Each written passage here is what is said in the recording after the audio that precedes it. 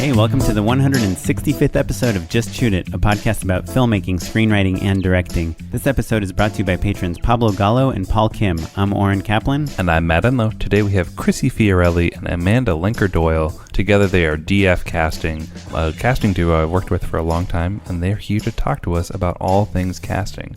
How to, as a director, to work with them, some war stories from the trenches, and how to, or not to, attach that mega movie star to your micro-budget feature. I think it's a really good conversation. It's really frank. They're so knowledgeable and so passionate about casting. It's really just reinvigorating to have a conversation like that.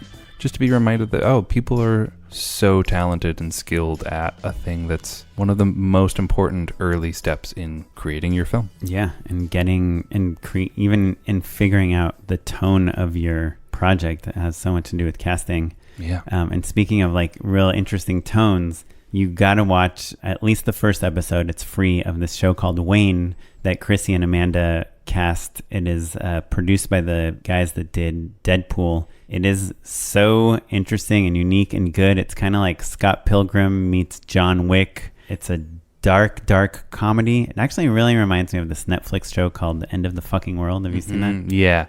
Yeah, really kind of like a broody look at youth and violence and things.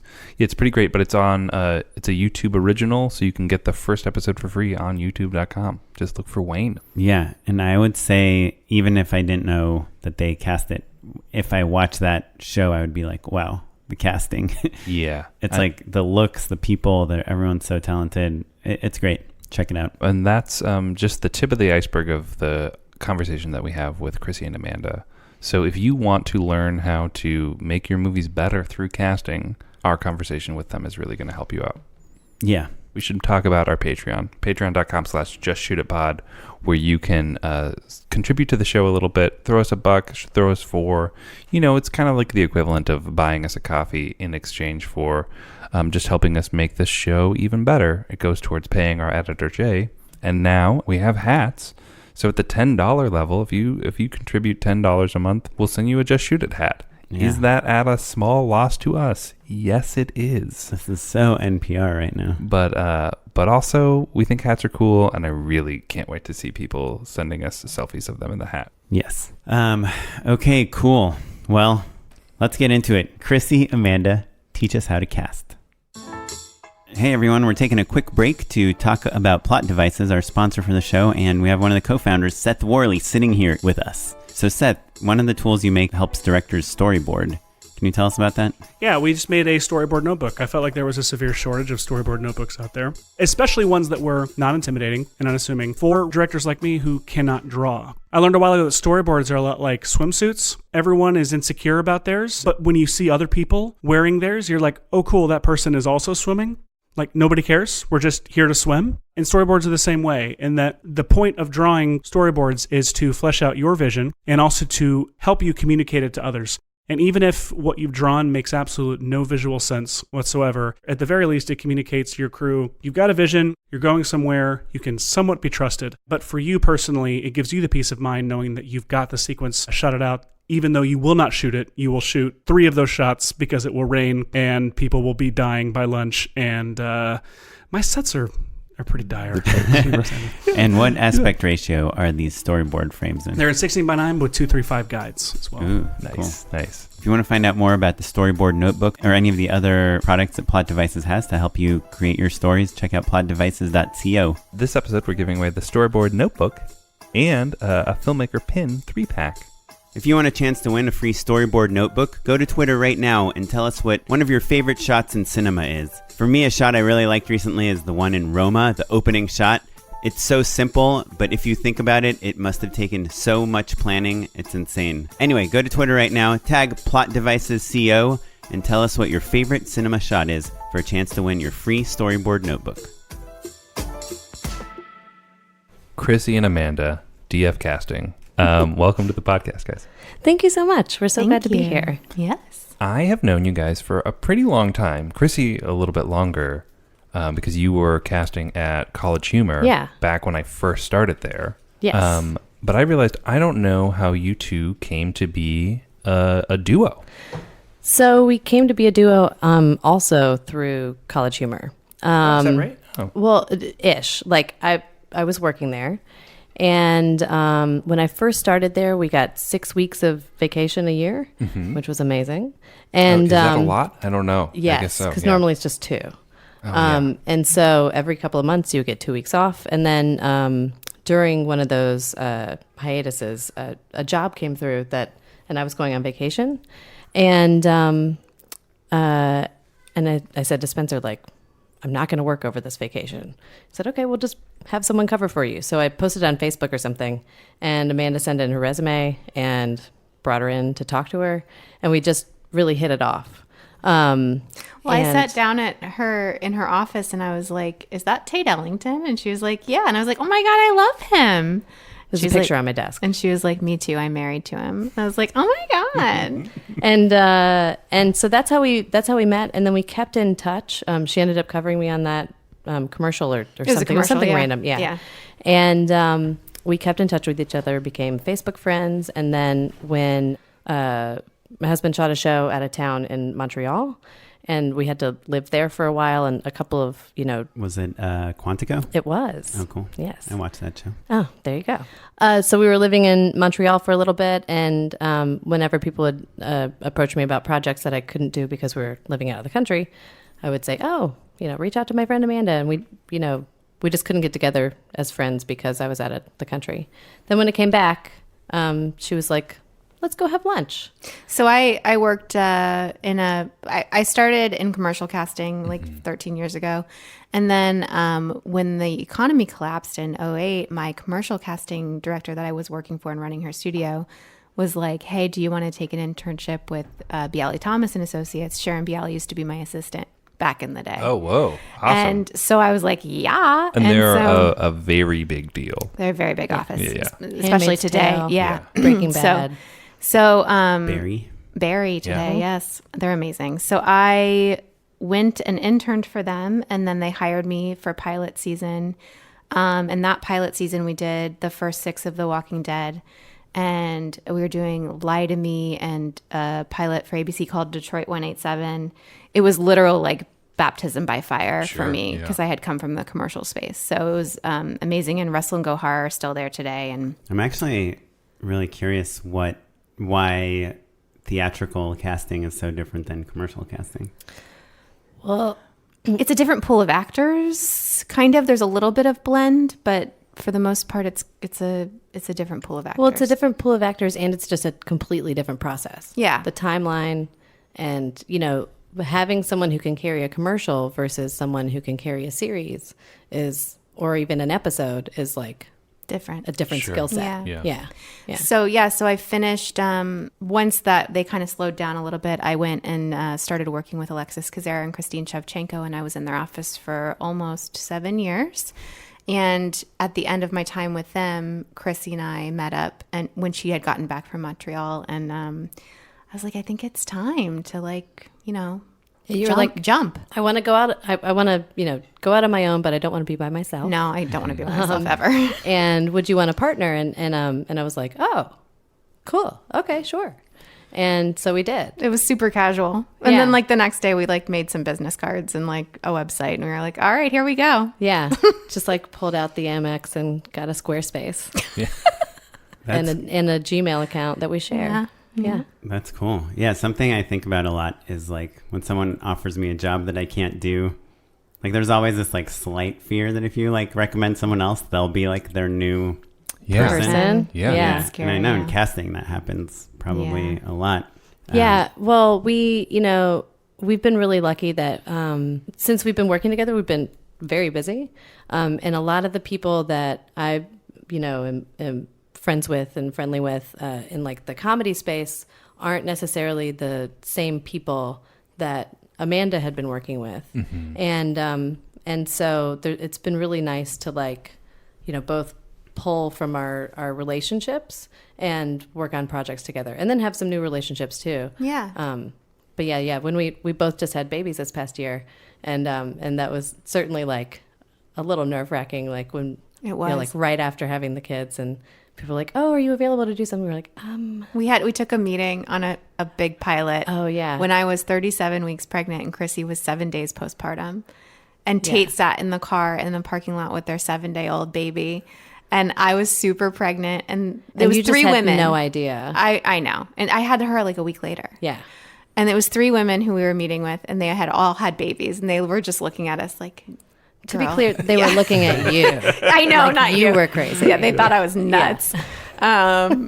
And they were very kind and very, obviously, I think they were like, we're going to help you help yourself here. Yeah. Like, Yeah, we're going with someone else. Yeah. You don't want this pilot. But that is part of because I actually worked with, I think twice I worked with a casting director team, and they, 2 different women twice, and they all had kids, and it seemed like they really covered for each other a lot. Yeah, in a good way. And if we had the babies at a different time, Yes.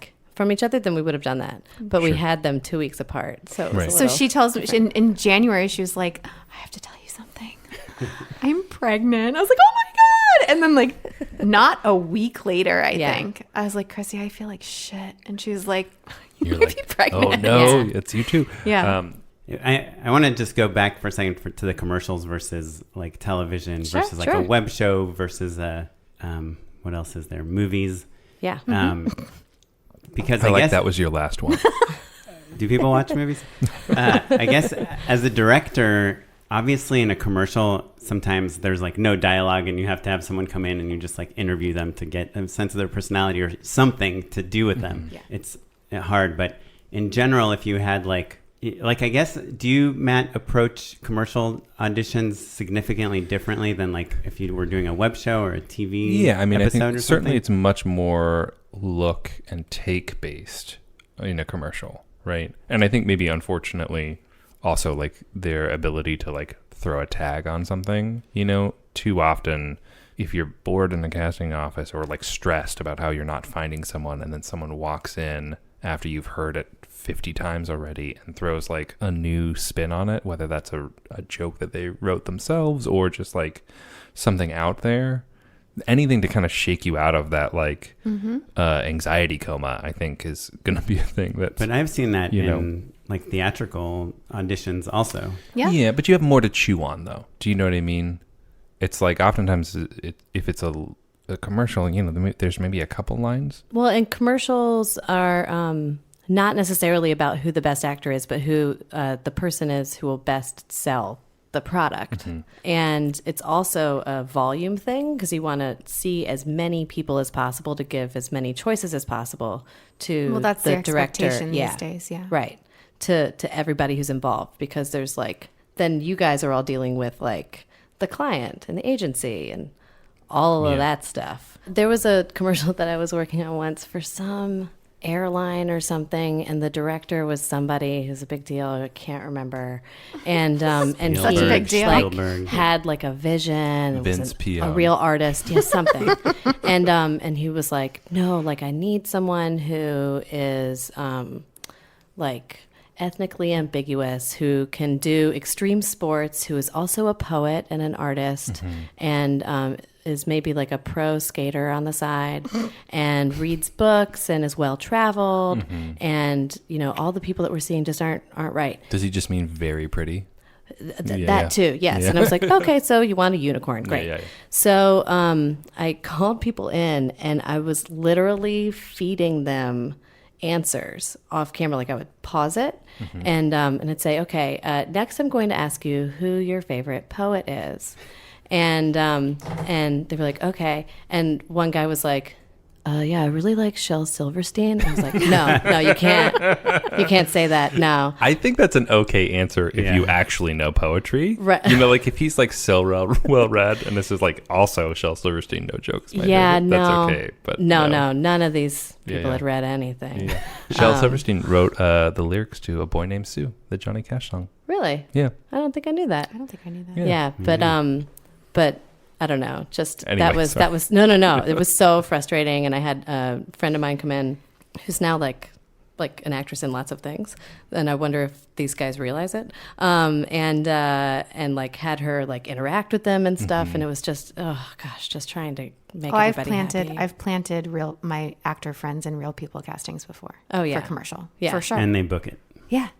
Yeah. And they're none the wiser. I'm like, by the way, like they're real people too. Right. They just happen to not be like complete idiots in front of the camera. Sure. Well, from our point of view, like every time we're interacting with an agency on anything, they're always like, we just want people to be themselves, to be real. We don't want it to be actors. It shouldn't be actory. They shouldn't be like, it shouldn't feel scripted. And then we're like, okay, it's gonna suck pretty much. Right. Fine, but yeah. But in regard to like the client, like there's always somebody whose job it is to say no. So sometimes we have to be strategic in our presentation. Sure. In an effort to like counter that. No matter the type of project it is, whether Exactly. it's commercial or, TV or a film or anything. Sometimes we present that person as the second choice just because we know. Yeah. You know, Say it. One time. well, no, we always say that I've said this for a long time, like the woman, like that from like My Big Fat Greek Wedding, like the woman is the neck and she can turn If the man head. is the head, then the Right. woman is the neck. Yeah. But Casting oftentimes we directors. find, especially when we're dealing with men, not to be like that, but particularly if we give them our first choice, they go with the other person. So Yeah. unless And that- we're really on the same team and we're really close with them and they're genuinely asking for our opinion. Right. So we have to kind of be, if there's someone we're really passionate about, we have to be a little bit strategic. And some of that is just like game theory too, I think, of like, people wanting like to pick. Well, and I always say too, like I think the lack of recognition for the craft overall is because essentially our job is to make you believe that it was your choice. Sure. Yeah. Right. Yeah, without a doubt. Yeah, I've worked with a lot of different casting directors, and I love it when like a casting director is like, hey, this person, like I've cast them 5 times before, and every time the feedback was like amazing. Well, that's trust and recognizing that they obviously have a history with these people and they know what they're capable of, et cetera, which is, Or I even, the country time thing I did, like there was an actor that came in and I was like, the casting director asked me what I thought of him. It's like, yeah, he wasn't that great. And she was like, really? He's usually like really amazing and really great. And so I was like, well, I guess we can call him back then. Yeah, I want to, if someone is like, hey, this person's really great and they just had an off day, I definitely want to know that. For callbacks. Or like watch something else that we have on tape that he read like a long time ago, just in an effort to see him do something else. And some people are really good auditioners and some people are terrible auditioners, but they're amazing actors. So what you see in that moment might not be the best reflection of like what they can do. Well, something else you said that kind of is related to that, that I find interesting is you said that it's like a different pool of people that you're bringing in for commercials and for theatrical. And obviously, I'm sure any actor that's listening to this, probably including my wife, would be like, well, that's frustrating, because like you book so many commercials, but like you can't get into a theatrical room or vice versa. I have a lot of friends that like do TV and they're like, yeah, I just cannot book a commercial. It's weird. Like I feel like in LA in particular, you get like pigeonholed really quickly, and it's crazy to me because when I was in New York, like it's a smaller group of people, and so that same group of people does everything. They're like in a play and in a commercial, and there's just a lot of overlap and like sharing and stuff. But out here, even though I feel like in LA, like people are more open to things, like when it comes to actors, it's a little more like linear, or just in the business in general. It's like, oh, okay, you've directed comedy videos. Sure. Great. So you're the comedy video guy. Well, it applies to us too. Oh, yeah. Yeah. Right. Like I was saying today, I was like, this is a really hard role. This is a really complex role. And it's a 20-year-old guy, and there's physical comedy, and there's, you have to be able to navigate the comedic beats, and it's really difficult. And I was like, this is so much harder than I think casting a drama, but no one would hire us to cast a drama. No one would hire us to cast a procedural or a period drama. That's that's interesting not to where we me. come from. Because I watched, unfortunately, not enough of, but watched Wayne, your new YouTube show. yeah. I watched the first one today. I started. I was It's like, oh, the this is casting awesome. was insane. Yeah. Casting Oh, is it's great. And of course Mayhem, commercial guy. Yeah, Though I yeah. know he's really like more of a TV Yeah, guy. Dean Winters. Yeah. But he's the Mayhem in the Yeah. commercial Yeah. Oh, world. yes. He's very Yeah. famous. Yes. Oh, right. Yeah, Mayhem. Sure. Yeah, Wayne. But that I would not describe unless there's a real tonal shift after minute 11 or whatever. It's not a straight comedy by any means. No, No, that's a dark comedy. So we were really excited for that one. Yes. Yeah. Because we were like, this It's really is dark. This is what we. It's like a half-hour drama. Yeah. It reminds me I of- wouldn't Yeah. even say dark comedy with- from what I can tell. with some jokes. Yeah. Yeah. It's a drama with some jokes. Yeah, maybe. yeah. It's like a highly stylized, Yeah. drama, right? I Yeah, guess. John Wick meets John Hughes. Yeah. Is one of the lines. or that even they- like John Yeah, Wick that's good. meets like Scott Pilgrim or something, right? Yeah. It almost Yeah. feels like Yeah, there's some pizzazz to it for sure. and there's yeah. like a retro overtones, Yeah, and it's set in the present day, but like people aren't, staring at their smartphones the whole time or Right, anything right. like that. Right. Kids yeah. listen to music with guitars also, which Right. I Yep.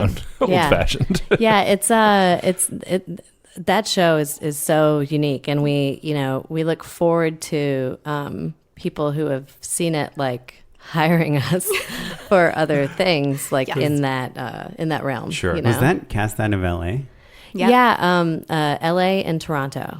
Oh, the mix of looks, like his best friend in high school and the girl with like the brace, and like Orlando, even yeah. those three kids that Yeah. Yeah. are laughing Yeah, at the- him in the beginning, and the guy that comes out, the The 3 kids, I was like, Ex-boyfriend guy. oh, nice looks across the board. Yeah. Yeah, the Yeah. best friend, he's from Louisiana? New Orleans. Yeah. New Orleans, yeah. Right? Yep.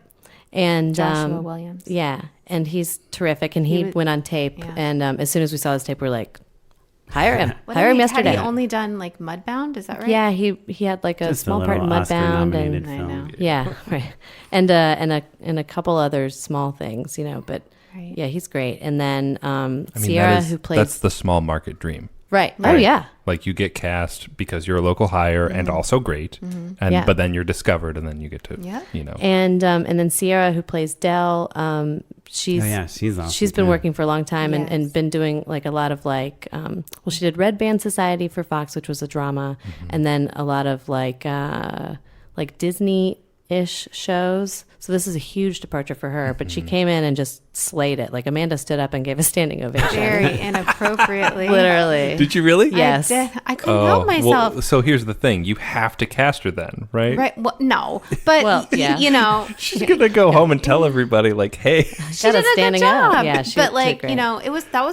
those were hard parts too. I Really mean, hard. They were these kids from Brockton, Massachusetts, which is really specific in regard to dialect and tone, and we were encountering a lot of kids that were like grew up here and were very like California, like never. What did you always say? Never opened a pasta jar on their own. Yeah, didn't like know, hadn't didn't know done how to- anything. Yeah, yeah. And this is a shit kicker who Yeah, like yeah. his dad dies and he sets his house on fire and he goes to get this car that like, you know what I mean? And he's just got this shit life. And so you have to really feel for him. So it was really hard. And for her, I mean, that was like our second session of Dell, right? Like Yeah. she just like came in and she's like, this is an accent that I used to just fuck around with my friends with and do. And so I was like, I feel like it's kind of appropriate. And I was like, you're good at it. Yeah.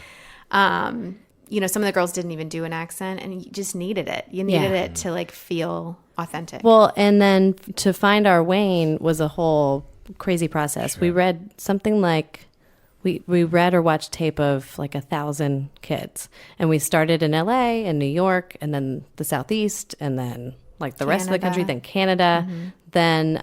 Because the original vision of the role was a little different, and we just weren't really finding it. There was like one kid out of New York that they liked a little. What do you mean Well, by to- different? Like age, ethnicity? Type. Well, to back up a little bit, we when we met on it, we had worked with 2 of the 5 producers, but we had to meet Sean, the creator, and I don't think we met Rhett and Paul until we were hired. But when we went to meet with Sean, we knew we were meeting against some really high profile, amazing casting directors. And we were like, oh shit, we're never going to get this. So It's a relatively small pool, right? Like, you know the competition. Usually. Yeah. I mean, sometimes we weren't privy to that, but sometimes like we'll hear through the grapevine like who else is meeting on it.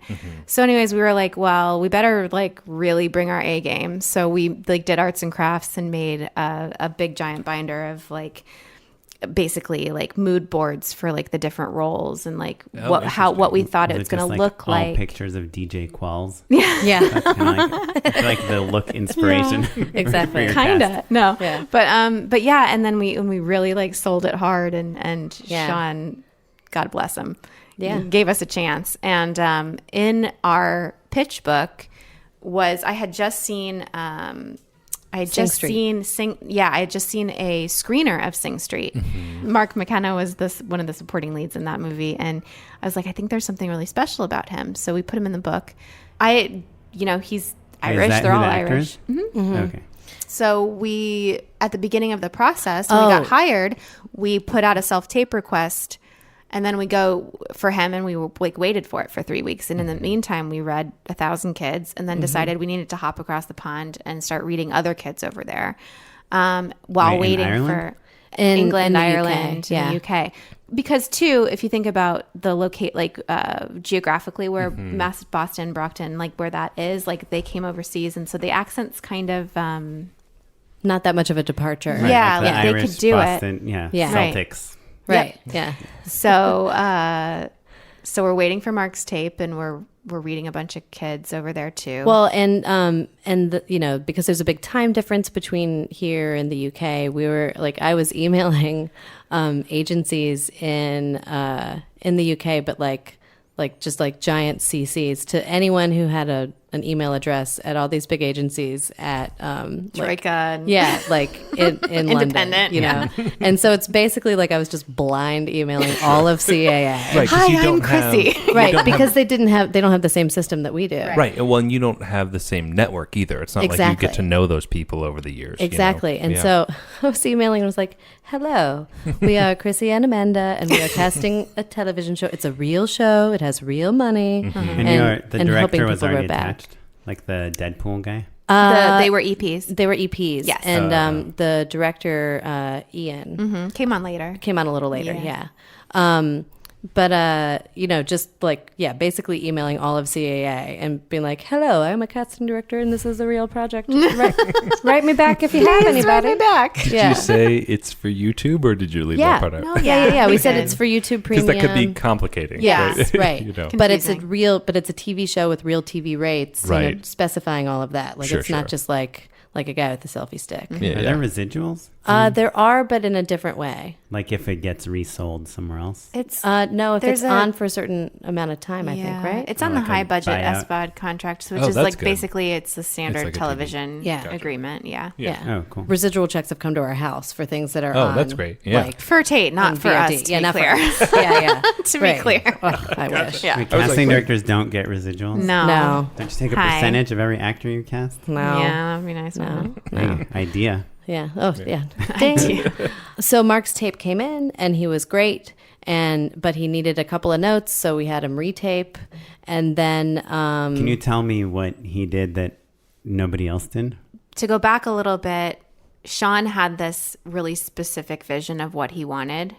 And this is the showrunner, creator? The creator. And we tried it with this one kid that he was like, this is the kid. And we were like, okay. And this kid just wasn't doing it. And we tried again and we tried again and we tried again. great actor, but such just a good actor. for this particular role, Just wasn't right. wasn't there. Do you ever Yeah. think to yourself like that it's the script? No, because Not in this case. no, it's just sometimes you're just not right, you know, and there's nothing super specifically to point at. It's just, you're not right. Yes, sometimes you're just not right. I think that there are times when something is really specific and no one is willing to deviate from that.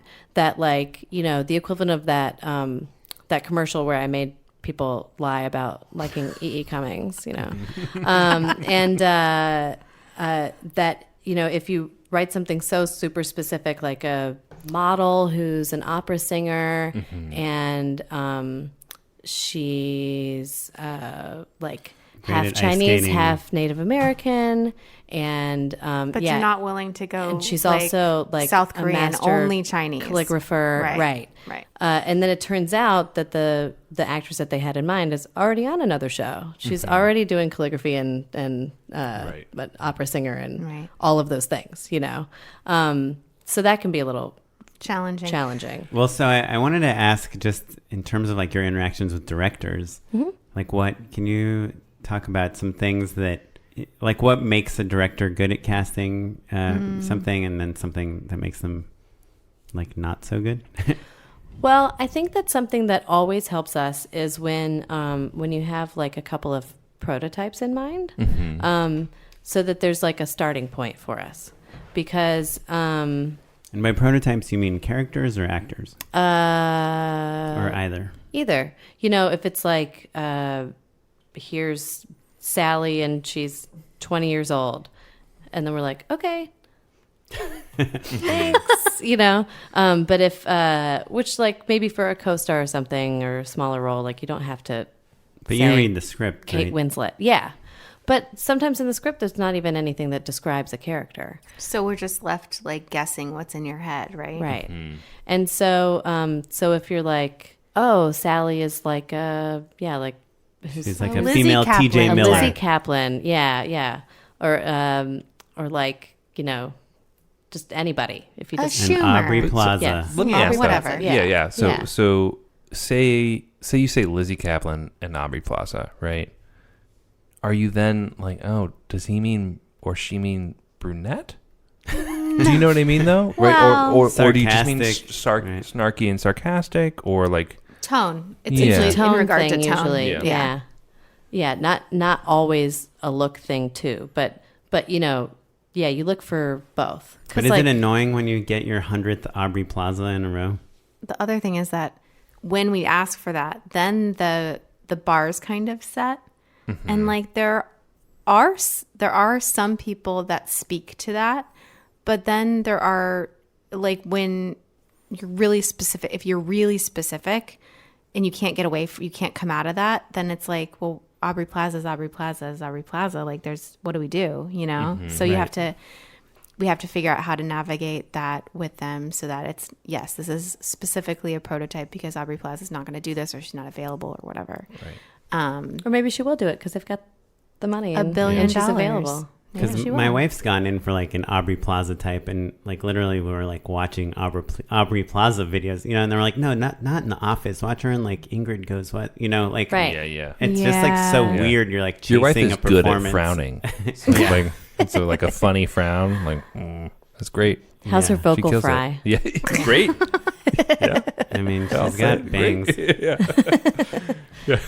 She has Because- 2 eyes. Well, like everyone's different. So it's Yeah. like, you know, you say Aubrey Plaza and then, or Aubrey Plaza type, and then a different human being comes in. Right. So you have to wrap your Right. head around that. Right. I mean, I think that, yeah, like, well, I think it's helpful to have, you know, just like an idea of what you want or what you like or what you respond to. And then we'll show you versions of that.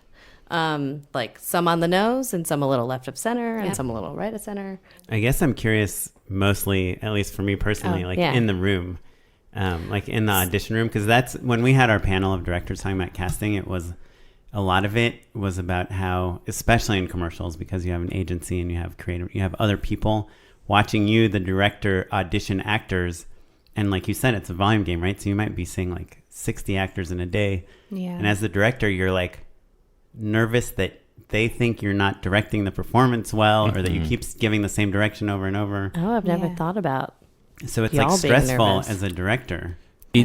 We've said this to other casting directors before, and everyone's like, "What are you talking about? You're nervous." We are not so nervous, but it Yeah. is very stressful for us, specifically in commercials in particular. Yeah. We I have to bet. fight so hard for the job, and it's so much harder, I think. You have to fight so hard for the job? yeah, Yeah. people You don't have to just fight call so us. hard for the job. Yeah, but people don't call us and say like, "Hey, do you want to direct this commercial?" It's like you're Really? No, Yeah, they have to. no. No. Have you listened to the Pitch. podcast, man? Yeah, we No, but like people don't call us either, you know? Well, I like, imagine- you mean- we're all fighting. Yeah. I Yeah, imagine that's so people interesting.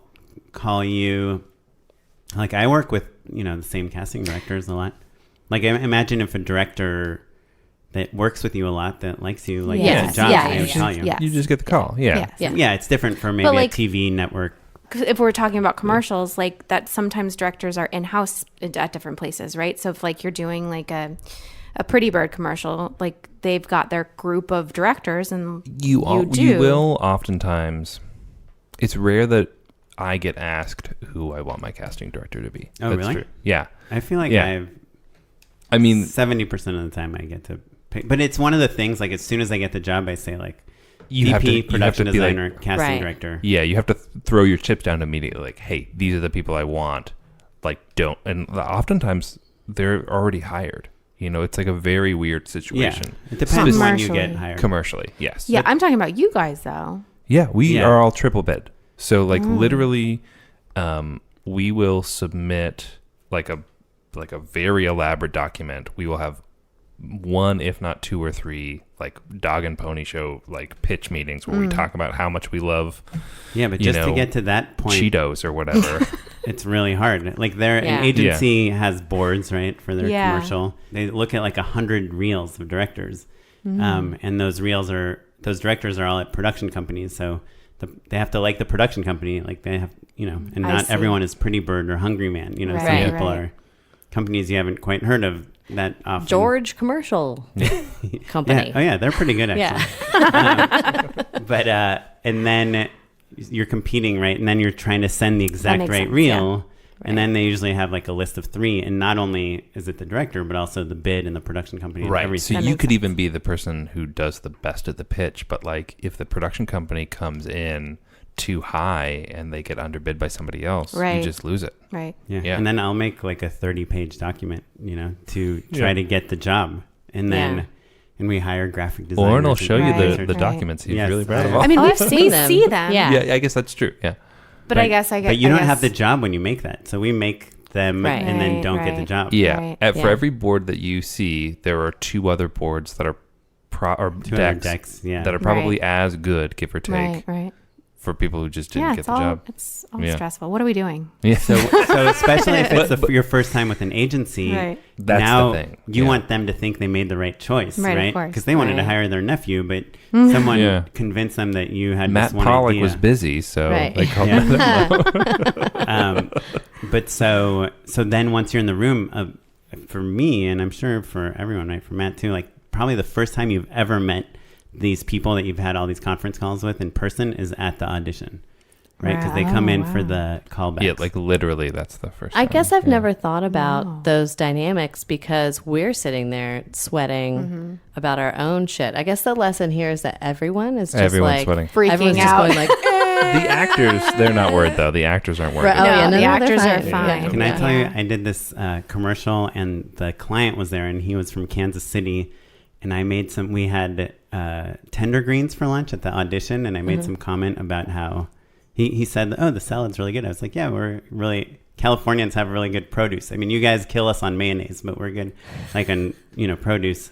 And somehow the EP at my production company heard that I made that comment and was like, don't disparage the client. Like literally like that one thing I said was like, I shouldn't have said it. Like, so it's, You got scrutinized. for you're it, yeah, already sure. in that meeting when you're face to face, like being also, judged, like, let alone like- judging how you direct actors. Calm down.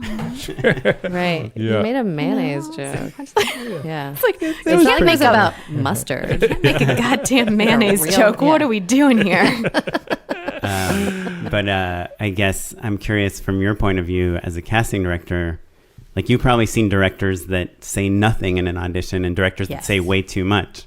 And I'm wondering Sure. like what the sweet spot is to get the best out of actors. Because you probably have seen like some of the best direction given to actors. And the last casting director I worked with, like she was, I thought, really good at directing actors. Yeah. Yeah, it's Like, you're I like, would say well, I'm not something- going to say anything. I would say like 10 sentences and she would be like, yeah, just do it a little louder. And then it would be like perfect. Yeah, I mean, I think that again, sometimes it's project specific, like the type of direction and stuff. But at least for the two of us, we often don't want to step on the director's toes. And Like I'll ask permission. I give direction typically like in our sessions. yeah. But I will always ask permission in a producer session if I could just give them a little something. If I'm hearing them give direction and I feel like the actor understood, but maybe I can see that the actor's not quite understanding what they're trying to get at, you know, I'll pop in, but I'll always ask permission. But the best directors are the directors that have been actors or Have taken some class. Or are taken some married acting to class, them. or who are married to Yes. actors, Or used to who be have engineers. a respect for actors. Or yes, those are the best. Those I find to be are the best directors. And Well, do you ever go back to the waiting room and be like, hey, the director keeps giving this same direction to every actor. Like Sure. maybe come in already with this. Sometimes. be aware of it. Yeah. Or this director line reads, just Oh, just don't be Just- offended. That's fun. don't Like the try not to be offended by it. The Yeah. heads up, this person's a little quirky. Yeah. Right? Yeah. Don't let it throw you. I've seen some Interesting. actors be really offended by line reads, and sometimes that's just part of The only that's- way they that don't someone know knows how how to to communicate articulate. it. Yeah. Yeah. Have you seen So- like really good actors have their performances ruined by the director? Yes. Yeah. I mean, I think sometimes people can get overnoted and then get in their head about it. Yep. And then, so like in TV, you audition, let's say it's a pilot. You come in and read for us in a pre-screen, then there's a producer session, then there's a studio test and the network test. And before those tests, they'll like warm the actor up and be like, let's have a work session. Gosh, I know. And some actors do well with those, but some completely fall apart. And they're like, "Can I just do what I originally did that you guys all liked?" Like, and they get noted to death, and then they fall apart in the test in front of the studio or in front of the network. And Well, and Chrissy's really close to this, right? Because Right. of Tate and how many times he tested before he got Quantico, and like just helping him navigate that. yeah, And that, I think, the auditioning is a completely separate skill than actually doing it on set. Sure. Or, Yeah. you know, it's just completely different. So, completely different. and taking notes on the fly like that's really hard. And But I think that so I think that sometimes people can get overnoted. yeah, And yeah, like if a director is green and like hasn't figured out how to give notes in an audition setting, maybe they're really great on set. Right. I guess it works the other way too. It works the other way Right. too. Yeah, yeah. And then I'm curious about wardrobe. Like, can you give us some do's and don'ts for actors? What do you mean? Oh, when they come into audition? Yeah. Yeah. Oh, Like, should they wear the LA Dodgers hat because they're supposed to be sports fans? Like, or here's the thing about wardrobe. I feel like in the commercial space, Commercials, you're supposed to dress for the part, right? But we always say in the theatrical space, you don't need to. But I kind of disagree with that because I feel like you do need to at least hint at what you're doing For sure. because it helps you. For sure. I think that when this is also a difference between New York and LA. Granted, I haven't worked in New York in some time, but there, if a cowboy hat was required, you would just have one cowboy hat that everyone would put on in the room. You And would then provide everyone the would hat. have lights Right, at the end of the day. everything. That's how the Yeah. measles spread, Measles, I heard, was a casting office. What? What? I'm just kidding. Oh my God. You really scared them. Or the doctor. Literally, I'm the biggest germaphobe and I'm like freaking out right now. So, or like if there's like a prop, like a hockey stick, okay, then Right, everyone has to like hold the stick, and in the office we would have a stick there and everybody would use it. But in LA, it's like bring your hockey uniform, bring your hockey stick and your helmet and your cowboy hat, and people come in dressed for like the character, or like in your scrubs, or one time. I had a few friends that went out for something where it was like, wear your unitard. It was like, I don't have a unitard. That is brutal. You know? Yeah. And everyone's just same going to Party time- City and getting the same fucking hat. Okay. But at the same time, I feel like if they don't come in an outfit that supports them as that character, it takes not only the creative team that's watching it out of it, but it also affects their physical life in the scene, right? Yeah, Affects the it can. physicality of So even if it's just a button down and jeans, like you move differently in that than you do in a t-shirt and jeans, right? You hold yourself differently. So I think wardrobe can be really important and can help an actor. Yeah, Well, but and I like there what you're saying. Sorry to interrupt. No, I it's okay. like what you're saying about the hint, because I did this Lifetime movie, and like there was a female cop character, which I think is a prerequisite for all Lifetime movies. And like these women, like these great actresses would come in with these like oversized police hats and stuff, and you just like You can't don't take need them to do seriously. You that. can't. Yeah. You can't. Yeah. Yeah. There's a very clear threshold for me where like I want to know that you thought about it and you're trying. Yeah. Maybe the physicality is probably part of it, but like if you were in a costume, you look like a chump to me, and Yeah. I like. Well, that's where we more would judgmental. I we am. would I help am full them. on. Like we'd Yeah. be like, take Be like, that "Like, off. take that off." Yeah. Like I there was just a kid got this today. at Party City. Yeah, there's Yeah. a kid today that read, and he did a great job in his first 2 scenes. He had a sweatshirt on, and then he's like, for the last scene, I'm going to take the sweatshirt off, and he just had like a tank top on. And I was like, actually put it back on because you have muscles, and that doesn't speak to this character at all. And it's not going to help them watching you with your muscles when you're supposed to be this like dopey guy that's like dropped into this military scenario, and that's where the comedy is. Right. So put it back on. So put it back on. I've had like like these super like, oh, LA what the- actory kids, like guys, like come in with like really weird, oversized shirts and things, and I just like can't get past like how they dress. Well, sometimes then you see like the millennials that are just like, you're like, God, Yeah. if I put that on, I would look so ridiculous. Sure. But you look so cute in it. Yeah. You know? They're just wearing like gray sweatpants and a gray t-shirt. Yeah. And they're like, oh, this looks A great jumper. somehow. Yeah. There was one time for a commercial I was casting for Matt Pollock, actually, that I... Sorry, what was that? Three-time I can't guest, name drop. podcast guest Matt Pollock. I mean, come Dear on. friend of the film. And for like hefty trash bags. And I had told all the men to wear the same color shirt because I didn't want it to be one of those things where it was like, oh, I like the guy in the The green shirt. whatever shirt. Yeah. And I just wanted to like have a baseline of just everyone in either a white shirt or a gray shirt or something plain, so that then they had to like pay attention to them. Did it work? Yeah, but for that one in particular, we were looking for like really beautiful men. Gotcha. And Oh, so that's hard. it had to be really beautiful Weird, I men did who not see the Hard casting category. notice. who could speak. Yeah. My Well- number hasn't changed, guys. Yeah. I don't know. Yeah. It was a couple years ago. I can't look back at my Sure. call history.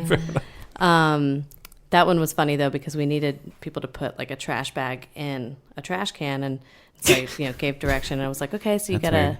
like then you're going to bag, you're going to bag I feel the like trash you can. told me about this. Yeah, and one of the models literally put the trash can inside the trash bag, And I in my was old like- office, He was very good we looking. used to though. say that. yes, He and got I the was part, like, by the I was way. like, oh, like he has never done that before. He's just that beautiful that he's never created garbage, and he's never put a bag. And in I a will can. I'm going to give this to Alexis and Christine. They used to say, God does not give with both hands. Yeah, We still say it today. yeah, that's true. And it's usually true. Oh, man. Just wanted to get to one last thing, because I feel like a lot of our listeners are, working directors and filmmakers and things, but we have a lot of kind of newer filmmakers. And I bet in their mind, they're like, well, like I could probably never afford casting directors. I should just like try to cast it myself on Craigslist or LA Casting or something. Like, can you give us a little bit of like a litmus test of when your budget is big enough to have casting directors, or like talk a little bit about how much it costs to have like real casting directors on your project?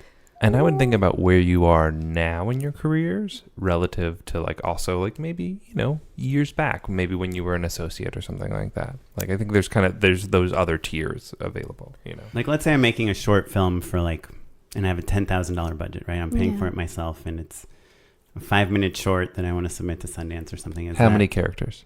There's 4 characters. I mean, And- that's a good question. How many characters? Like how labor intensive is it? Yeah. I mean, we're doing stuff all across the board right now. We're doing something right now for like $5 because Right. we really liked it. Yeah, Did you know the person before you said yes? The one that's $5 is what? What are we doing? Which one? Well, Like, did you have we're a doing relationship? We're doing a project involved short for Film Independent. Mm-hmm. That's like, it's kind of like they're paying us a stipend out of the kindness of their hearts. We're Sure. kind of volunteering for it, if yeah. you will.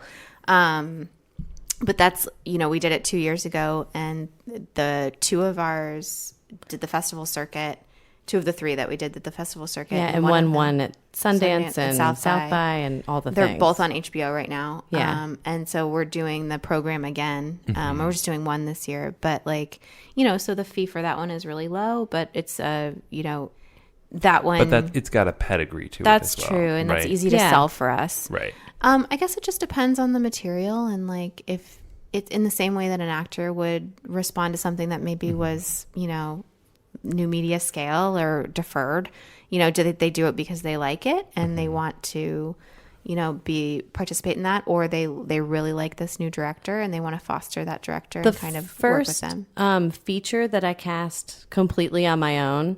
Now I realize how much of a bargain they got, because it was 25 roles, but it was I had just moved out to LA. I really connected with the story, and it was all the actors in my sweet spot, that I was oh, I know exactly who this should be. I think that originally the whole film was supposed to be something like $20,000. For The Kitchen? I remember, Yeah. it was called The Kitchen, and I remember calling my friends at agencies and being hey, so I'm casting this film. They're oh, what's the budget? I'm 20, and they're million. It's 1,000.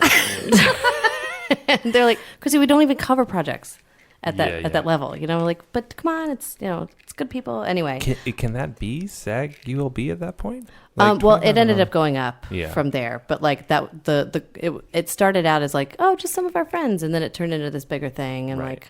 Laura Prepon was in it, and Dreama Walker, and Brian Greenberg, but for that one, I think I did it for $1,000. Yeah. And I did A Boy Called Sailboat for nothing, basically. Yeah. Yeah. Because And I like the story. Generally, for a film, you want to budget, I'd say 1% to 2% for your casting director. For a short film, it might be a little bit more than that, just depending on the scope. But if you are, if you're doing a $500,000 film with 2 people in it, then $5,000 should be set aside at least for your casting director. Wow, that's really, I've actually never heard that. 5 to 10, yeah. General rule of percentage. And then there's, you get into the TV space, and we have quotes that now we can tell you if we want, but that no one can ask. Right, yeah. For. Yeah, because, they changed labor laws in, Interesting. nationwide. Yeah. Right? Wait, you're not allowed to ask how much you charge? No, that it's and it bled into TV and film and stuff.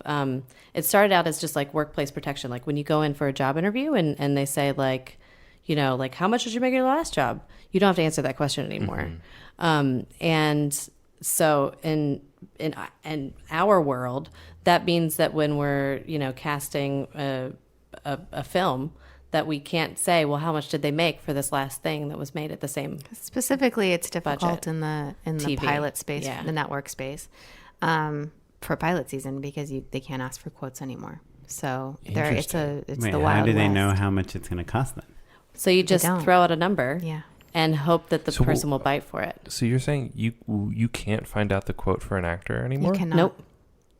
They can sign. You guys are blowing my mind. They That's can crazy. sign a permission you're slip. talking about you offering. You're not talking about them hiring you to. You're not talking about your casting. Both It goes ways. across the board. Both Yeah. ways, yeah.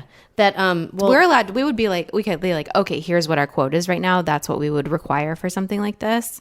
But they're not allowed to say, what's your quote right now? How much do you cost? yeah. And for actors, they can sign a permission slip to the representation saying you're allowed to give my quote. To Interesting. But I don't studios know. and stuff. I mean, because I'm not sure what that has looked like these last 2 pilot seasons, since Right. it was enacted. Because I feel like what's happening is BA is we're saying, okay, I want to hire you, Chrissy, or I want you to test, right? Yeah. So I'm gonna make you an offer at $35,000 an episode, but your quote is $75,000. And I would say, And so then thank you, next. your agent counters at 100. Right. Which is so, such a huge Sure. leap from 35, which was the original offer. So now you have business affairs freaking out because Right, because they don't see those numbers normally. Yeah, right. yeah. unless they've hired you before. And then it's like, well, you know how they're always like, we can't set a precedent by doing that, blah, blah, blah. Right. Like, how do they control that when there is no ceiling for the precedent? You know what I Right. mean? Like, Yeah. Just to go back though to casting, for a film or a TV show, we would try to set up like parameters. So 10 to 12 weeks for a pilot, ideally 10. 10. Yeah. But typically that's getting shorter and shorter. So we're doing like 6 weeks on a pilot, 4 weeks. Right. Like right now we're casting a series in 4 weeks. Cool. Yeah. Yeah. Too Yeah. fast. Yeah. But three roles. Okay, gotcha. Yeah. Yeah. The rest are going to be Are like, they? cast in Finland. I see. Yeah. Yeah. All right. Gotcha. I really was looking for like people that don't have a lot of money and to are figuring out if they So- should use. Yeah. So if you casting don't director have a or lot not. of money, but I think you answered it. Yeah, I think that you can always ask, Reach like, out. reach out to people. And when I was an associate and an assistant, I was certainly doing like short films for like Columbia students and things like that. Just because I wanted to put things into practice that I was learning, watching my bosses do, but I wasn't allowed to give direction. I wasn't allowed to like pick people who I wanted to see. Right. And so don't be afraid to reach out. Yeah. And And if we don't have the bandwidth for it or it's not right for us, then we would pass it along to a colleague who we know can handle it and would be great and blah, blah, blah. Yeah. Say I'm a filmmaker in a different market, right? How do I go about finding the associates of the world, or like, is there a way to kind of find people who are looking to make their name in casting but don't have their own office yet? Well, I'm on the board of the CSA, the Casting Society of America, and there's a whole, like, you can email us and we will put out job postings for different projects that go out weekly. So if you're a young filmmaker or someone who doesn't know anyone, you can email Laura at CSA, info@castingsociety.com. That's and she perfect. will help Yeah. you. She will help you put your job posting out to find an appropriate casting director in whatever market you're in too. That is so Yeah. That is very concrete. That is so wonderful. Yeah. Yeah. And I there thought you were are- going to say, like, you check out colleges or No, something. no. There's a whole network of people. Yeah, and that you are can look on the available. website too That's to find right. people By region. By region. Yep. That's awesome. We're kind of running out of time, but I have like 5 rapid fire questions. Okay, you're fine. Go ahead. Just because I want to squeeze them in. Yeah. Do you guys do non-union stuff? Yes or no, and why? Well, so many commercials are now non-union, so it's kind of hard to avoid. We don't like it. Right. We Do you have you ever convinced a non-union production to Yes. be union? Yep. Yeah. How do you do it? Because it's something I think Matt and I Yeah. would love to do more Always. of. Yeah. We just say like The you should union- really consider union actors for this because Well, the union is trying to make it easier for you guys to do union projects, and And we're talking about SAG for our listeners. Yeah. And I think they seem really scary, but like at the end of the day, in regard to dealing with producers and becoming a signator, blah blah blah, like they will make that process easy for you in an effort for you to use union actors. It's all about your budget, so they're going to look at your overall. So whatever your overall is, that's the contract they're going to put you on, and that's going to determine what you have to do. And you have to pay into their fringes, but it's really not. It's not that much. And So it's just good a for reallocation of actors. fees. And you Yes. get way, way, way better actors. And that's Yeah, you get and way we say better that actors. when we come onto a project, we say to the producers, if they're teetering, like everyone's pretty much union these days, right? So because especially after the merger, like all the actors in town were like, oh, they're merging, I'm going to join AFTRA, Join after. Yeah. and then I'm going to be a part of the union. Yeah. So Well, what about FICOR and stuff? Are you seeing that a lot? There are some actors who go FICOR, and I understand why they want to do it, but I think that it's tricky because I've had friends who've been like, I'm thinking about going FICOR because maybe they have a baby or something, and a lot of baby stuff is non-union, and they want to be able to be in a commercial with their baby, but for most of them, they've decided that it ultimately weakens the union. It does. By going Yeah. FICOR. but I understand it too. Yeah. But it's there are protections in place that are really important in regard to doing union work and for the actors. You know, I had an actor friend tell me the other day that agents and managers, Fina was telling me the other day that agents and managers take an additional 20% off of non-union work only. So that like we're getting them a plus 20 or plus 10 for their agents. But then they still and take an also, additional so they're 20. just taking almost 40%. Yeah. And they're like, well, That that's is standard brutal. for never non-union heard that. work. Yeah.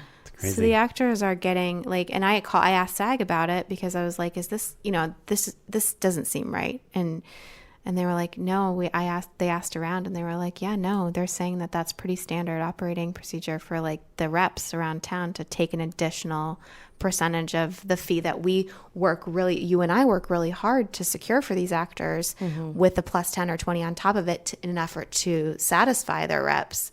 They're still taking more from them. So that's the issue. Like that's all the more reason to go union and fight for the union. Okay, And we're a union, so it's really, you know, that's really important to us to fight for our, you know, to fight for union workers. Right. Okay, next question.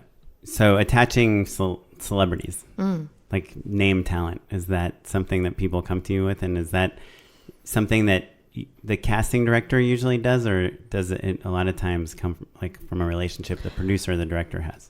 Well, I mean, this might change with all the WGA stuff, but like if an agency is packaging something, then oftentimes they will package talent with a project, let's say a film, that you'll get a script and it'll be like, oh, and Aquafina is already attached. It's like, great. The producers are doing that. Yeah, producers or the studio or whatever. But yes, that often is part of our job. And unfortunately, not something that we can always control. We can certainly make offers, but we can't make people say yes. Well, sometimes it's part of our job, and sometimes we come on to something that has those people it just attached depends. already. But are you guys, let's say I have an indie film and I have 4 roles and they're all really great, but it's like a $150,000 movie. You're the only guy in LA who has that. That's crazy. Well, no, but I do think like You've been holding out on us. I'm buddy. trying to ask the questions that are honestly our Yeah, listeners yeah. No, I they know. don't care Yeah. about how long an NBC pilot takes to cast because Yeah. they don't. Because they Once you wanna have the know that NBC pilot, 6 you years. don't need to know. Right. You don't need to know how much that costs. Okay. What they have that I understand your question. $150,000 indie film, and they want to attach, Aquafina to it. Yeah. So is that Okay. something? A lot of people, I think, I don't know if it's a myth or not, and it's something Matt and I have both gone through and talked about. Sure. But a lot of times people think like, oh, if I get great casting directors on this, they'll help me attach this name talent that will get my project greenlit. But my experience has been there's only so much like someone else can do for your own project. Like you kind of have to Right. go do the You have to be begging best and friends finagling and with Aquafina yourself. weird thing. Yeah. Yeah, That's right. exactly. Yeah. You need to know Aquafina's brother. Yeah. Right. Yeah. Leveraging personal relationships certainly helps, especially in indie films. But in regard to hiring a casting director because you think that casting director will be able to secure someone like Scarlett Johansson for you. Sure. If you can pay that casting director their fee, they can try, And if you can pay Scarlett Johansson her fee. That's Yes. the bigger Right. thing. Yeah. Right. Yeah. Right. But is that something that you like? I mean, I think a lot of people have been in this situation where they attach casting directors and they get this list from IMDb Pro of like, here's 100. Sure. You I know- mean, I've made them with you guys Yeah. Yeah. many times. Right. Yeah. Yeah. But Yeah. going from that list to actually casting someone on that list is like really difficult. It I is. find. Unless you're offering millions of dollars or It has to, you have to have Something. one of the things, right? You So what have are to the be a things? recognizable director. We have to be able to sell you to that person and their team as someone who's got proof of like return on investment, proof of concept, right? If you're a new director and you don't have that, that's one thing that we can't do for you to help you get this person.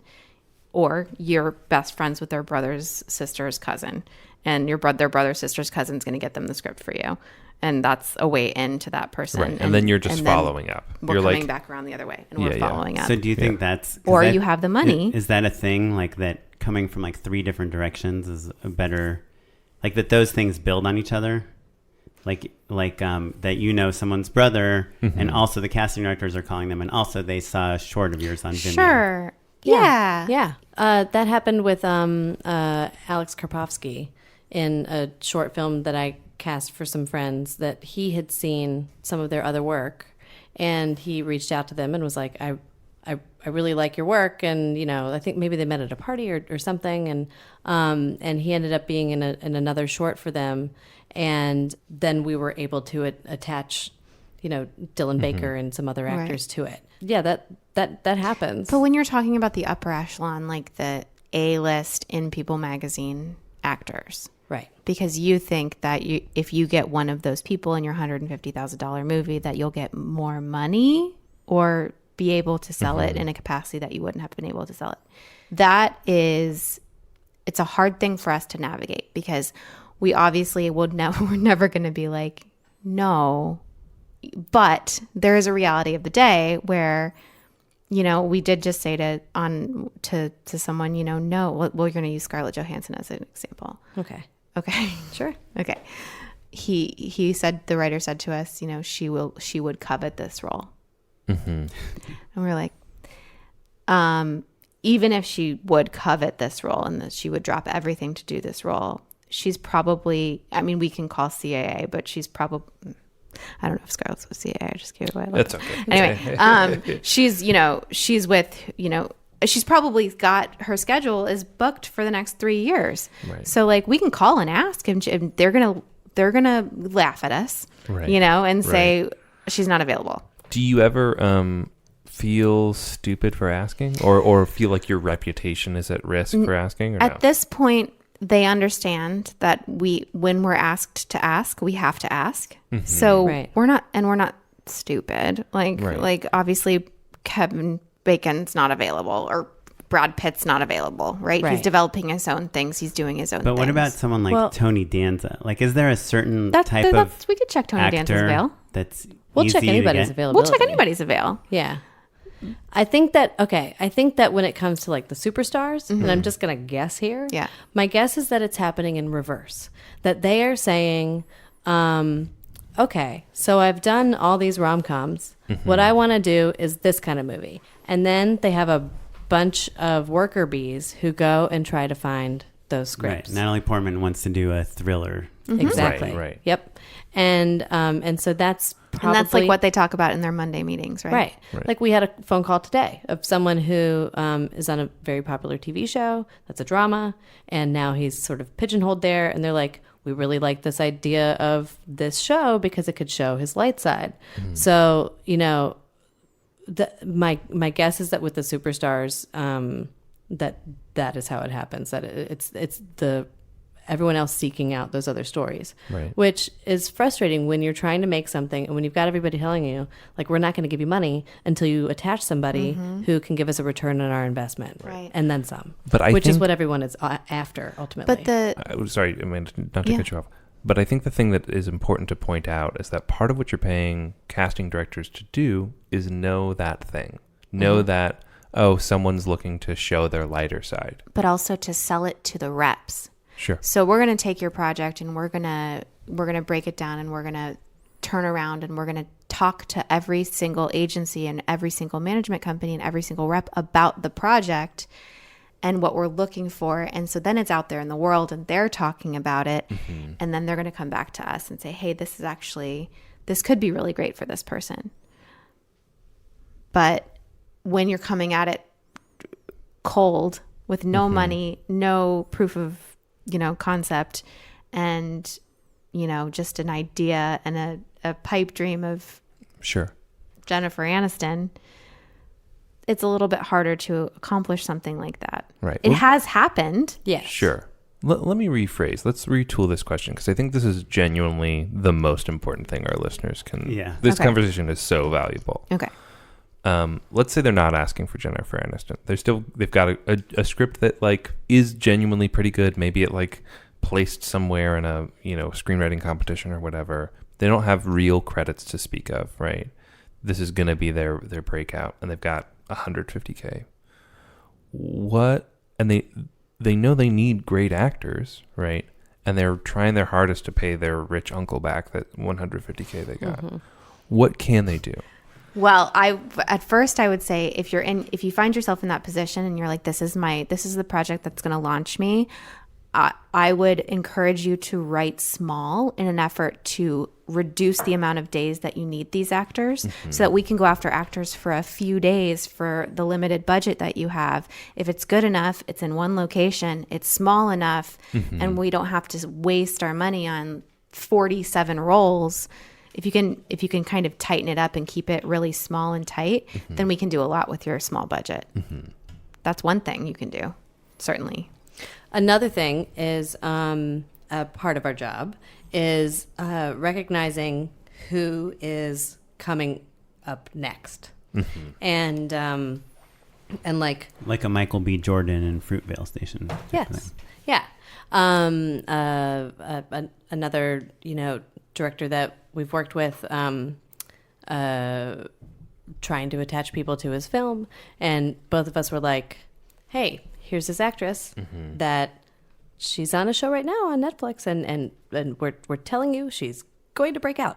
It's like, yeah, I don't know. I just don't know if I respond to her, which is fine, And then we would talk about other people and go to other people and not hear back. And then we would, every couple of months just be like, but don't forget, there's so-and-so on that Netflix show, and it's growing more and more popular and being nominated for more things. And we know some people who are on that show, and they could nudge her for you. I just don't really know. And then she was nominated for an Emmy, and now she's in a bunch of other movies.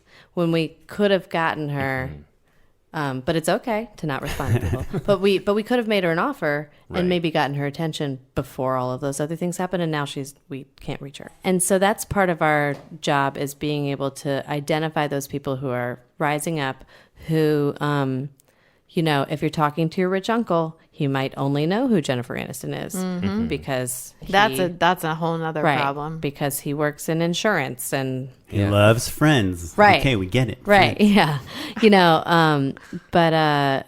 But our job is to help find those other people. Right. So being Bang open for the buck. being open to those other ideas. Yeah. Is there any situation where I'm like trying to pitch a TV show and I think Alison Brie would be great for a part, and maybe she could produce it, and I worked with her once, and like that you would help attach an actor to a TV pilot or a TV show that hasn't sold yet? Yeah, it does happen that sometimes actors are attached to pilots and stuff, but that's a little less common than with a film. Yeah. There are also creative ways to, when you're in film or television, when you're making a deal with an actor, like a bigger actor, to offer them an acting fee, but also offer them points on the back end, offer them a producing fee, make them a producer, blah, blah, blah, blah, blah. There are other creative ways to get those people more interested. But I'm sure a lot of actors get like inundated with that. Like, can we just have Bill Hader produce this also? And they're like, he's kind of busy. Yeah. Well, you just have to remember that like a lot of those upper echelon people are developing stuff for themselves. So they're already in it for the next 3 years. Or they have a company that is exactly doing that. Right.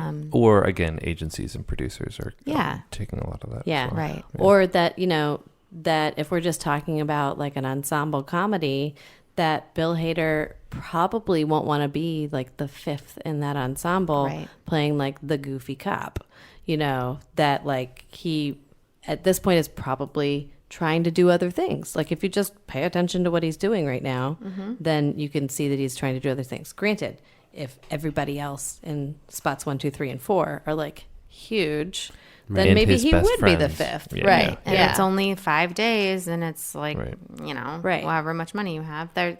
It's just case by case, but like do the exercise, talk about all those names with your casting people, like have like your dream cast on the table so that we can talk about it. Like, oh, maybe your dream cast includes somebody who's in between stuff right now and friend of a friend, and we can get to them. Right. Or their manager's really cool. Right. And we know them really well, and they're like, oh, I'll read it. Right. Yeah. Is there like a certain trend in casting that you've seen? Like, I guess in the commercial world, I feel like, diversity is so big, it's like kind of changing the entire pool of like actors we're seeing and things. Are you guys noticing that a lot? Yeah, diversity both in like ethnic diversity and body diversity and like just Gender representation. identity. Yeah, and representation on screen. I think right now in general is like an important thing that everyone is recognizing and like experimenting with, you know, which is really nice because like I remember being in college, I was a theater major and in one of our classes that was like the business of acting, like taught by someone who hadn't been in the business since like the Carter administration. And one of the exercises that we had was like, go and find actors who look like you and whose careers you identify with. And I remember pulling like Mara Tierney and Sherry O'Terry and all these other, you know, just like short brunettes and having no problem. But my friend Jenny, who's half Burmese, like had the hardest time. And she was like, I don't know, I guess anyone enjoy Luck Club maybe, but they're not Burmese, you know? Right. And so I think like having representation on screen is something that will have like ripple effects like down the line, you know, like on screen or in books or in anything. I think it's a good thing. I think, you know, some of the things that are trending that we've seen in our time is for a long time, there was a real people trend for commercials, which we talked a little bit about earlier. And I'm not sure if that's like gone away at all, but I saw a spot just the other day that had like the subtitle of like real people, not they have to actors. tell yeah, you know, I they're think like, it's still around. this is pretty real brutal. people. But It also was just shot people at that the seem Americana. like real people and not actory, Right. right? Right. And you're like, Yeah. yeah, that's like a wardrobe and styling thing. Uh-huh. Like we can just Yeah. put less makeup on them. Like they don't have to be horrible actors Right. Right. or someone that's never acted before. Yeah. And then for a while, we were seeing a trend of like social media people, you know, The Yeah, sure. influencers. the influencers. Mhm. But I feel like that's kind of, you know, Fading. Well, I think that it's about getting eyeballs on whatever it is, you know, because everyone wants what they're making to be watched.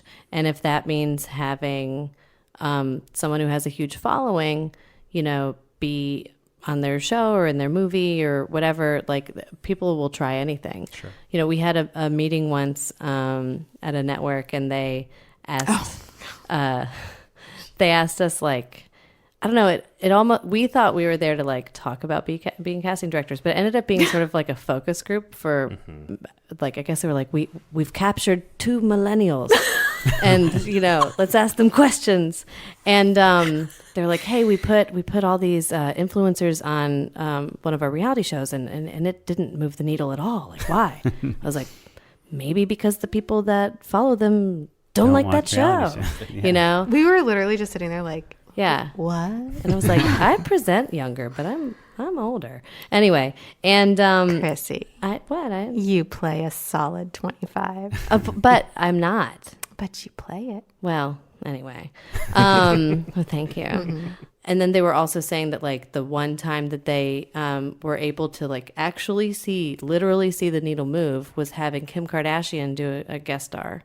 And It wasn't her, it was somebody else, but yes. Yeah. Like we won't that. say it because we don't want to give away the network. Right, yeah. that we're and shitting all over. and you know, and it was just like, so Well, duh. yes, there are Yeah. right, yeah, because Right. people watch her do anything, and they do. But there's like a tabloid celebrity, and then there's like I feel like with influencers, a lot of times Matt and I have run into this where we're trying to take someone that's really famous for like talking about makeup and trying to Right. cast them And as make an them an actor. actor. Yeah, Right. But their fans want to see them talking about makeup. They don't want to see them Exactly. act Right. in a. So that's part of the struggle, and the other part is that that sometimes their skill set it doesn't always translate into acting. Sometimes it does. My last question Okay. for you two. This is for our wives.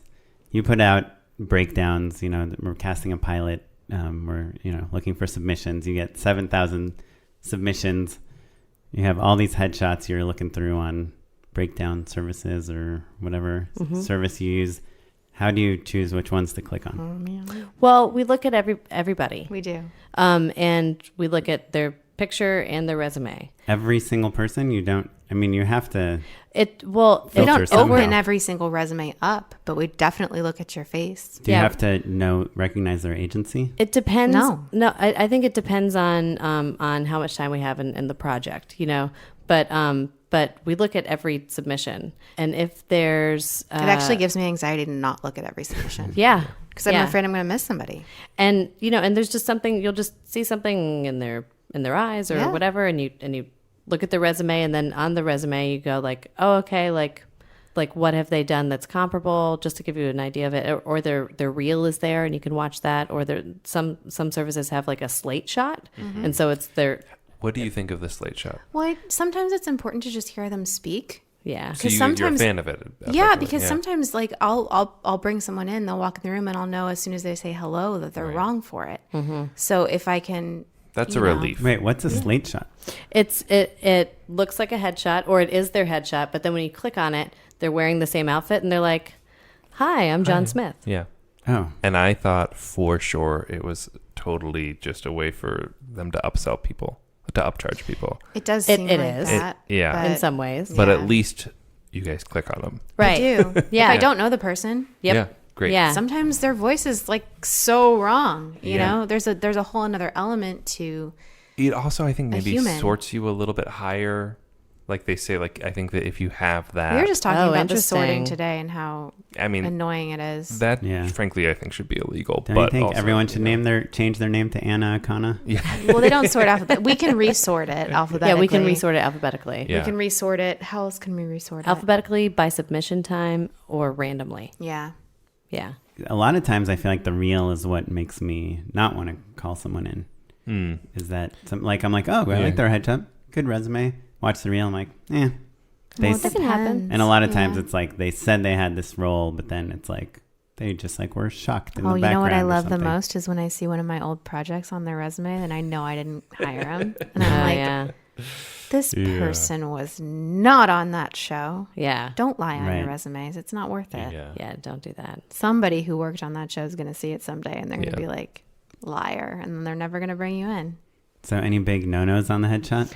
Don't have it be too far away, because we're looking at thumbnails, and you don't want to cut off too much of your face, but you don't want to be too far away either.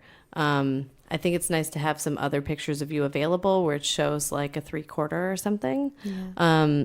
But for your main shot, just you on your best day, Nothing too trendy in terms of clothes. I've had to like break some hearts of friends who are like, I have new headshots. Can you help me? And I'm like, sure. I'm like, a vest. Okay, that was a choice. Or like Tate's last round. Oh my God. What? Wait, where's my mug? Oh yeah, I have a mug for you. Yeah. Oh yeah. Well, a couple of times my husband has had things where like he'll do his headshots and he ends up turning them into mugs where it's like all the outtakes, but where they'll be like, you know what? Just like throw your hands up there and like make him like put his hands behind his head. It's just like so and he's not just good. standing there like just uncomfortable. Like, He's under arrest. yeah. He's like doing the like rubbing Like the back his of belly his neck. showing a little Yeah. bit. Yeah. Where I'm just like, Yeah. Chrissy, what are these? And there are people who are headshot stylists too. If you feel like you're not good at that yourself, if you don't know how to market yourself, I think especially for commercials, it can be really helpful. Who are like good at like mixing plaids or whatever. My big thing is that it should look like you.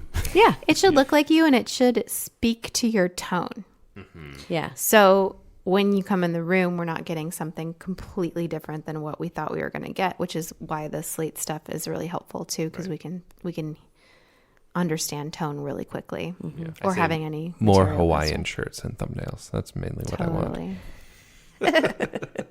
Yeah. I guess my wife, she's working with this new manager and he's really into kind of like Looks. he's into kind of leaning into your character, like trying to not be overly generic, Well, But I think that's kind of what you're saying a little bit about tone, which is like that we should get an idea of who you are from your headshot as opposed to like, I can be anything. Well, and a theatrical headshot is usually like something sort of neutral with like, it's not like a sad face and it's not a happy face. It's just sort of like, neutral. Usually like your mouth is closed. Whereas like a commercial or a comedic shot would be, like smiling or whatever. And then there's always like the glasses version of yourself, Well, here's the other thing is like, you can't be everything, right? You just simply cannot. You are a human who's not everything, and not every human is right for every Unless role. you're So Kate Blanchett. Yeah. That's true. Yes. Yeah. She the one that did Kate, Bob if Dylan? you're listening, we have a number of indie Yes. directors who have scripts. Yeah. $150,000. Basically every person who's listening to this podcast. Oh, great. Yeah. So we'll finally know how many there are. Yeah. Awesome, guys. But if you're an actor, you're not ready for everything, and that's okay. That's okay. Yeah. Yeah. Well, cool. Cool. Well, thanks for talking to us. Yeah, thanks so much. Let's hop into a real quick round of unpaid endorsements. Unpaid endorsements. Okay, so my endorsement is like something I just did on this last shoot. We were trying to create this like fantasy world on a budget for this Disney Channel thing. And one of the things that was really inexpensive but made things look really awesome is, well, first of all, we used like filters on the camera, which I think a lot of people do to kind of make things bloom. But we just got these like super cheap chandeliers on Amazon for like, I think they're like $15-20 or something.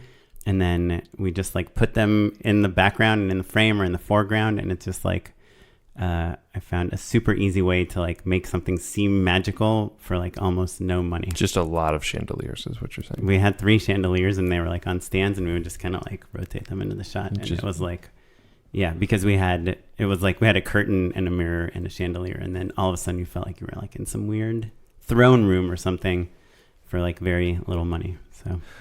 So my unpaid endorsement is a podcast called Rough Cut. It's by the Video Consortium, which is like a group of people kind of all over the country where it's like for nonfiction filmmakers, basically. So like, you know, it's like a club for documentarians, basically. So they have their own podcast called Rough Cut. You know, it's 2 hosts, and they're just talking to different great documentary filmmakers.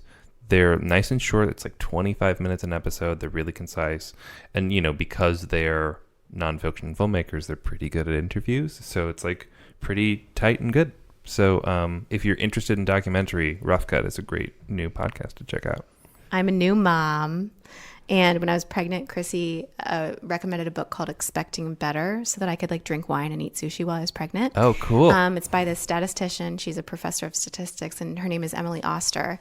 And she just wrote a new book called Crib Sheet, and it was just released, I believe, like a month ago. No, just like a couple weeks ago. Yeah. And I 2 just great started. titles. Yeah. So this is from birth through like toddlerhood. Oh, cool. And like it's called Crib Sheet because, you know. Sure, sure. Yeah. Like And I started reading it, and it's already like addressed a lot of the things that we've encountered. So Like I what? think she's really smart, you know, like when to transition them into the crib and like how to sleep, like not telling you how to sleep train, but basically collecting all of the data and then giving you all of the data so that you can then make an educated decision about how you're going to proceed with your child and what's best for your family. And it's just like, instead of like telling you what to do, she just gives you all the things, and she said, here's what I did, and this is what worked for me, and it might not necessarily work for you or your family, but here's all the data. You make an educated decision, because we're all adults here. Most of the, you know, a lot of the parents these days are older than the generations that had kids before us, and we're, you know,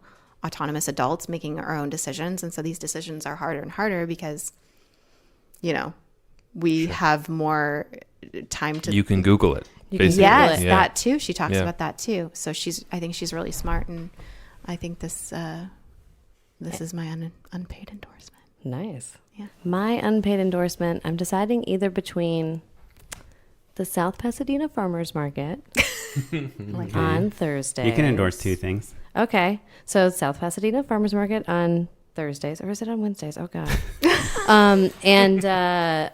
It's lovely. It starts like in the late afternoon, early evening, and goes to like 7. And it's just really nice. They close down the streets. It's right by the train, and there's like always little drum circles going You don't on. live in South Pasadena, though, right? No, in Highland Park. So you drive to this farmer's market. It's not like, oh, this is like... Yeah, I wish. I mean, I Yeah. guess I could walk there if I really wanted to. But I'm saying it's out of the way and worth it. Yeah, it's lovely. It's Yeah. really nice, and they've got, you know, a good selection, and there's like always some sort of live music, or like, and there's also like a library right there, and the food vendors are okay. Yeah. Like I don't really the care chicken about guy food is all vendors. right. At Yeah, a but like farmer's it's not like market. really What good. about the pupusas? Yeah, Yeah, that's the pupusas are that's okay. a separate deal. Yeah. Yeah. Or I know it's been around for a little while, but Hippo, the restaurant in Highland Park, in the summertime, they have this like pasta that's like a little dumpling with corn in it. It's like this corn like soup. I don't know what it is. It's puree. It's amazing. And then, but they only have it in season, so it's coming back this summer, I hope. But then this winter they had the butternut squash version. Oh, just so good. Oren has been talking to me about this restaurant. Yeah. For Oh, you haven't been? So if you're I well haven't to do and you live in LA, go to Hippo. Yeah. And if you're not, go right next door to Triple Beam Pizza. Yes. Which is Nancy Silverton's pizza place. Yeah. Or if you're well-to-do and prefer pizza and wine, you can go order Triple Beam and then go to the wine shop in the back. That's which is true. my favorite Yeah. also. Yeah. That's why I haven't been to Hippo. I love wine.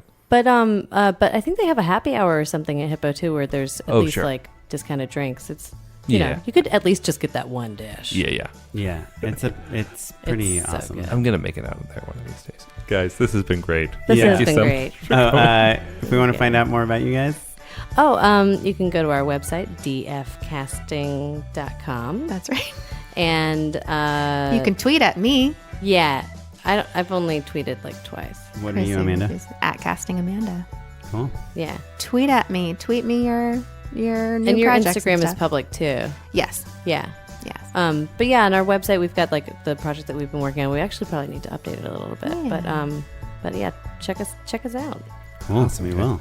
Well, thanks so much again. Thank you, guys. If you want to learn more about all the things that we talked about, you can check out the show notes at justshootitpod.com. That's where all of our social links are as well. And we're at Just Shoot It Pod basically across the board on everything. I'm at Mr. Matt Enlow. And I'm at Smiley Pyleg on Twitter, and I'm at O Kaplan on Instagram. A better place to follow me. And you can email us questions, comments, justshootitpod@gmail.com. This episode was produced by Madeline Rosewatt, edited by Jay McAuliffe. Our webmaster is Ewan Williams. And the music you're listening to right now is from the Free Music Archive and the artist Jahzzar. And rate us on iTunes, please. Thanks, everyone. Bye-bye. See you next time. Bye. Bye.